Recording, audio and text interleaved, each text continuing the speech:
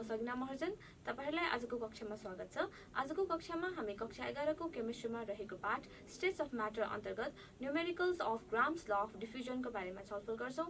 अब कक्षा सुरु गरौं। आजको कक्षामा हामी स्टेट्स अफ म्याटरमा रहेको ग्यासेस स्टेट अन्तर्गत डिफरेन्ट ग्यास लजहरु मध्ये ग्राम्स ल अफ डिफ्युजन को बारेमा अध्ययन गर्न जाँदैछौं। त्यो भन्दा पहिला डिफ्युजन भनेको के हो त्यो कुरा बुझौं। जेनरली ग्यासेसहरु चाहिँ ग्यासेसमा भएको मोलिक्युल्सहरु उनीहरु चाहिँ कन्टिन्युअस र्यान्डम मोसनमा हुन्छ। त्यसैगरी ग्यास मोलिक्युल्सहरु बीचको जुन यो इन्टर मोलिकुलर डिस्टेन्स छ त्यो पनि धेरै हुन्छ। त्यसकारणले गर्दाखेरि यो डिस्टेन्स धेरै भएको कारणले गर्दाखेरि जुन यो ग्यास मोलिक्युलहरु बीचको जो फोर्स अफ एट्र्याक्सन छ त्यो कम हुने भयो। त्यसकारण ग्यासेसहरु चाहिँ फ्रीली एक ठाउँबाट अर्को ठाउँमा मुभ गर्न सक्छ। यसै कारणले गर्दाखेरि डिफ्युजन भनेको चाहिँ त्यस्तो प्रोसेस हो जसले गर्दा ग्यासेसहरु कुनै एक्सटर्नल एजेन्सीको हेल्प बिना नै यताउता मुभ भएर एकअर्कासँग इन्टरमिक्स हुन्छन् भने त्यो प्रोसेसलाई डिफ्युजन भनिन्छ। डिफ्युजन भनेको it is a process by which gases intermix with each other spontaneously without help of external agency और एक्सेलरेसन ड्यू टु ग्रेभिटी। यो स्टेटमेन्ट अनुसार चाहिँ ग्यासेसहरुलाई मिक्स हुन दियो भने चाहिँ कुनै यो डेफिनेसनले के एक्सप्लेन गर्न खोजेको भन्दा कुनै पनि अब दुईटा डिफरेन्ट ग्यासेसहरुलाई एकै ठाउँमा सपोज राख्दियो भने यो स्टेटमेन्ट अनुसार चाहिँ यदि कुनै दुईटा ग्यासलाई चाहिँ एकै ठाउँमा राख्दियो भने तिनीहरु चाहिँ कुनै पनि एक्सटर्नल एजेन्सीको हेल्प बिना या एक्सेलरेसन ड्यू टु ग्रेभिटीको इफेक्ट बिना एकअर्कासँग मजाले इन्टरमिक्स हुन सक्छन् र त्यही प्रोसेसलाई भनिन्छ डिफ्युजन। अब यसको सबैभन्दा सजिलो बुझ्ने एक्जाम्पल चाहिँ हामीले H2S gas hydrogen sulphide gas लिन सक्छौं। यो हाइड्रोजन सल्फाइड ग्यासको स्मेल कस्तो हुन्छ त भन्दाखेरि एकदमै गनाउने रटन एगको स्मेल हुन्छ। र सपोज हामीले चाहिँ कुनै एउटा ल्याबको कुनामा बसेर यो H2S ग्यास प्रिपेयर गरिराछौं भने यो ग्यास चाहिँ प्रिपेयर हुने बेलासम्ममा चाहिँ त्यो रुम भरि नै त्यो रटन एगको स्मेल आइसक्छ।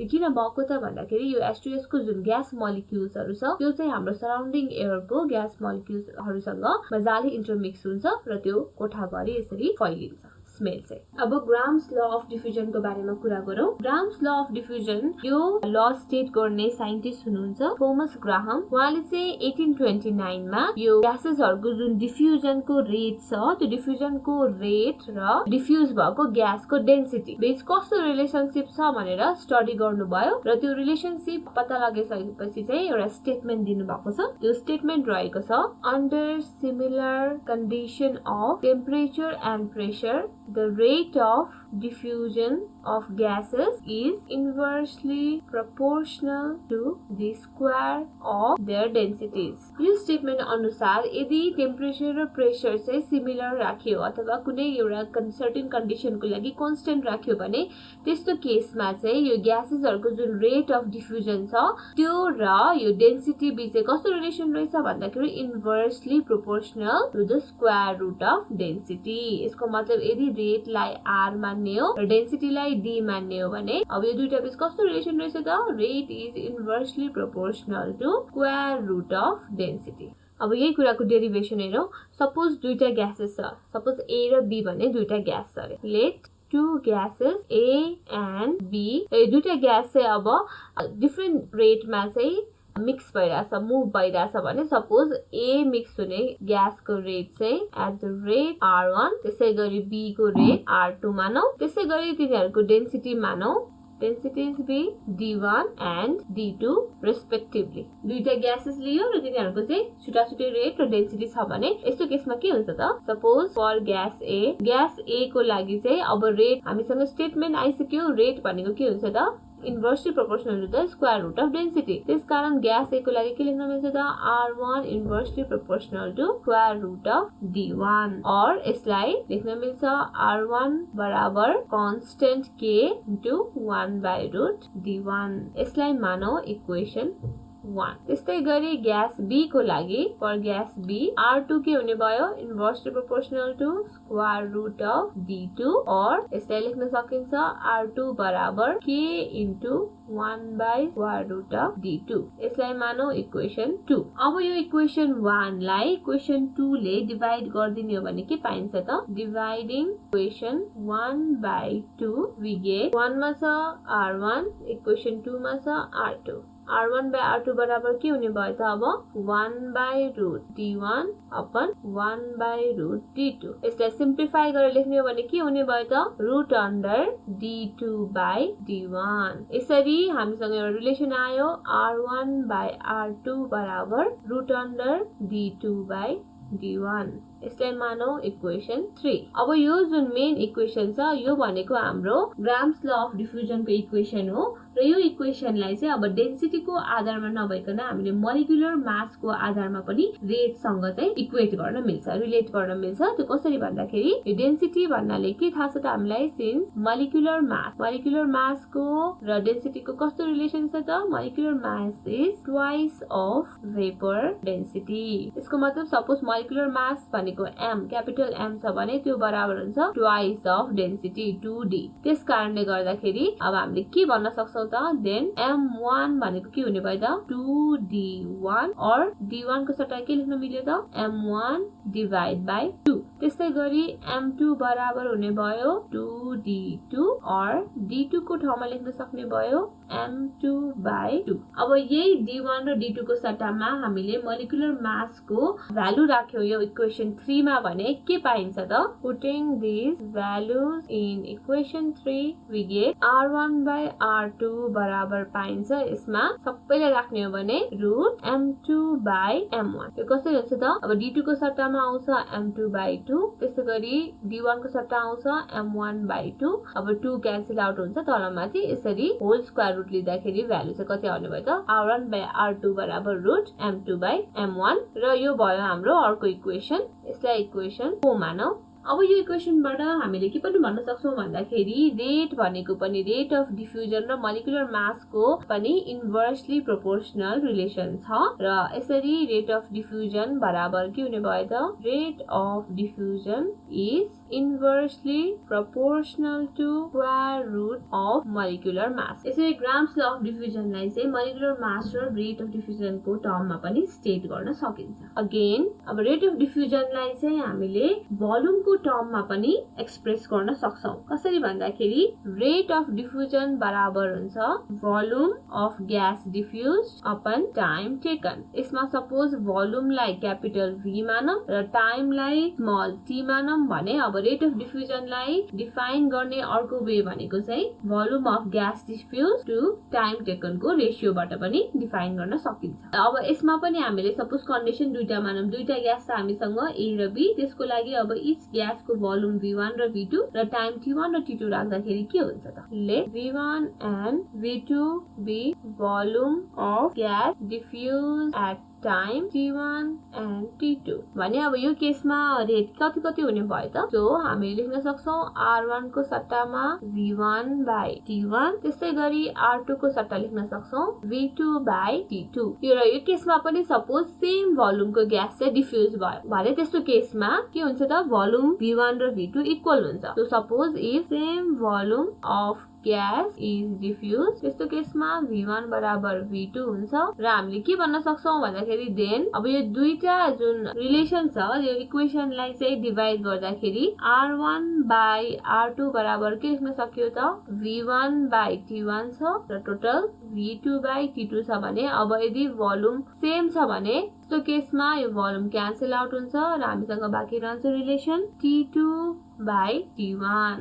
यसरी के देखियो भन्दाखेरि रेट र टाइम को पनि रिलेसन के रहेछ त भन्दाखेरि इन्भर्सली प्रोपोर्शनल रहेछ। हामीले इन्भर्सली प्रोपोर्शनल कसरी थाहा पाउन सक्छौं भन्दाखेरि यो रेट R1 न्युमरेटरमा हुँदाखेरि यो टाइम T1 कन्डिसनमा कता छ त, डिनोमिनेटर तिर छ। यसबाट चाहिँ यो दुईटाको रिलेसन इन्डाइरेक्ट रहेछ भन्ने कुरा थाहा पाउन सक्छौं। त्यस्तै गरी यदि सेम टाइममा डिफ्युज गर्दै दुईटै ग्यासले सेम टाइममा डिफ्युज गर्दै त्यतिखेर टाइम सेम हुँदा चाहिँ कन्डिसन के हुन आउँछ त, if diffusion time is same, त्यो भन्नाले सपोज टाइम T1 बराबर T2 भयो भने यो केसमा अब रिलेसन के हुन्छ त, R1 by R2 बराबर हामीसँग रिलेसन छ V1 by T1 upon total V2 by T2। अब यसमा टाइम सेम छ त्यही भएर टाइम क्यान्सल आउट हुन्छ र यसरी रिलेसन के आउने भयो त, V1 by V2।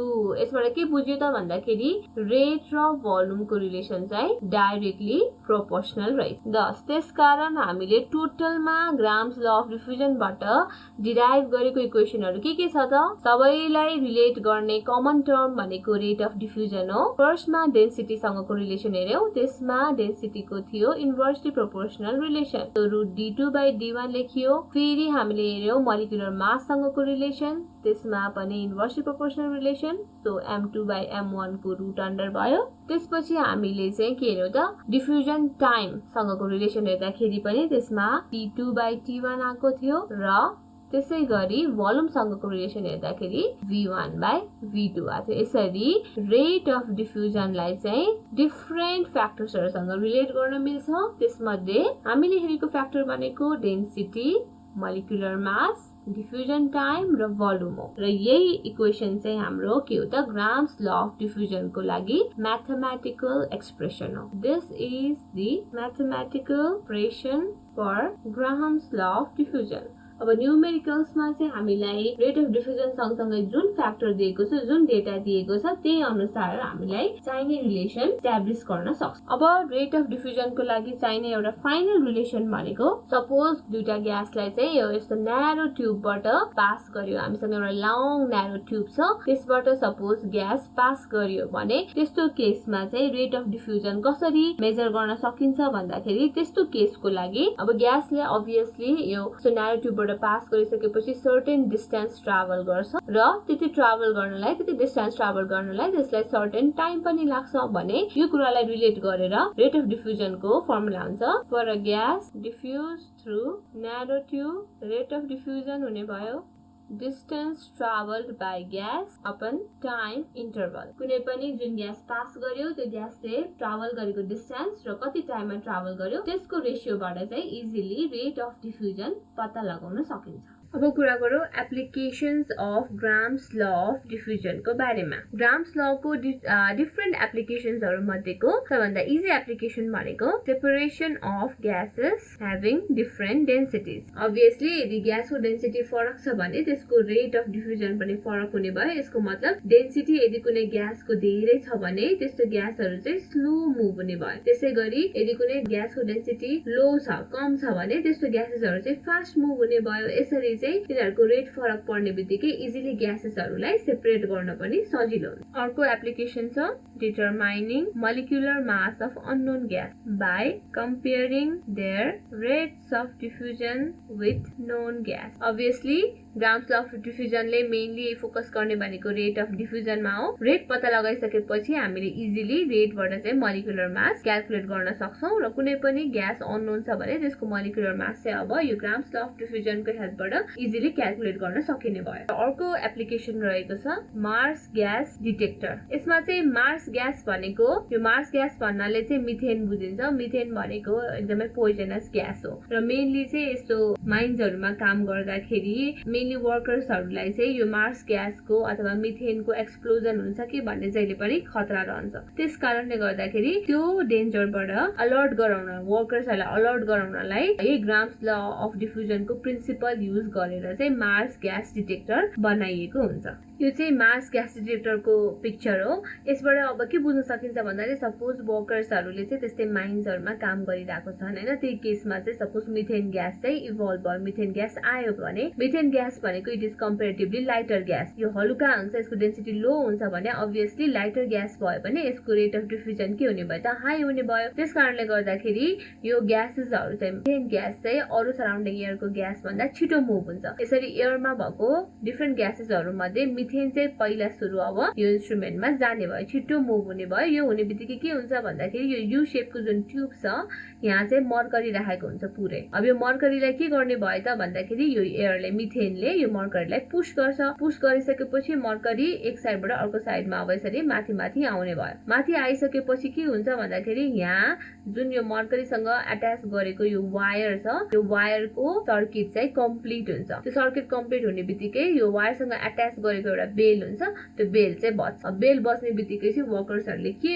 वार्निङ पाउँछन् भन्दाखेरि त्यो ठाउँमा मिथेन ग्यास छ है भनेर वार्निङ पाउँछन् र उनीहरू टाइममै अलर्ट हुन सक्छन् यसरी एक्सिडेन्टबाट बचाउन पनि ग्राम्स ल अफ डिफ्युजन चाहिँ एकदमै युजफुल हुने भयो हामी आजको कक्षाको अन्त्यतिर आइसकेका छौं जाँदा जाँदै तपाईहरुलाई निम्न गृह कार्य दिदैछु गृह कार्यको प्रश्न रहेको छ state grams law of diffusion with its applications derive mathematical formulation of Graham's law of diffusion तपाईहरुलाई आजको कक्षा कस्तो लाग्यो त तपाईहरुको केही सल्लाह यो सुझाव छ भने हामीलाई निम्न ठेगानामा सम्पर्क गर्न सक्नुहुनेछ हाम्रो सम्पर्क ठेगाना रहेको छ learning@yourwork.edu.np अर्को कक्षामा फेरि अर्को पाठ लिएर उपस्थित हुने नै छु त्यतिन्जेलको लागि धन्यवाद